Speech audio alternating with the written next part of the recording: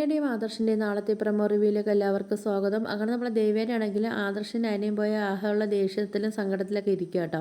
അപ്പോഴത്തേക്കും നമ്മളെ ജലജയെടുത്ത് പറയുന്നുണ്ട്, എന്തായാലും എൻ്റെ മോളും മരുമോളും പോയതിൻ്റെ ദേഷ്യത്തിലാണ് ഞാൻ നിൽക്കുന്നത്.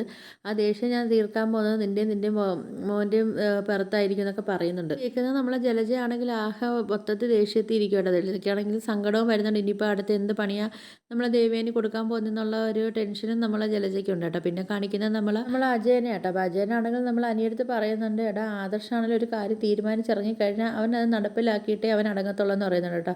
മുത്തശ്ശൻ്റെ തനി പകർപ്പാണ് അവനെന്നൊക്കെ പറയുന്നുണ്ട് കേട്ടോ. അപ്പോഴത്തേക്കാണെങ്കിലും നമ്മൾ അനി പറയുന്നുണ്ട്, എന്തായാലും ഞാനാണെങ്കിൽ ഏട്ടൻ്റെ ഇരുന്ന MD സ്ഥാനത്ത് ഞാൻ ഇരിക്കത്തില്ല എന്നൊക്കെ പറയുന്നുണ്ട് കേട്ടോ. എന്നെക്കൊണ്ട് അതിന് പറ്റത്തില്ല, നീ ആരൊക്കെ പറഞ്ഞാലും ഞാൻ ആ ഒരു സ്ഥാനം ഏറ്റെടുക്കത്തില്ല എന്നൊക്കെ പറയുന്ന സമയത്ത് മുത്തശ്ശൻ പറയുന്നുണ്ട്, എൻ്റെ തീരുമാനമാണ്, അത് നീ നടപ്പാക്കിയേ പറ്റത്തുള്ളൂ എന്ന് പറയുന്നുണ്ട് കേട്ടോ. അപ്പോൾ ഇത് കേൾക്കുന്ന അനിക്കാണെങ്കിൽ ആകെ സങ്കടമായിട്ടിരിക്കുന്നത്, എന്ത് ചെയ്യണമെന്ന് അറിയാൻ വയ്യാത്തൊരു ടെൻഷൻ നമ്മൾ അനിക്കുണ്ട്.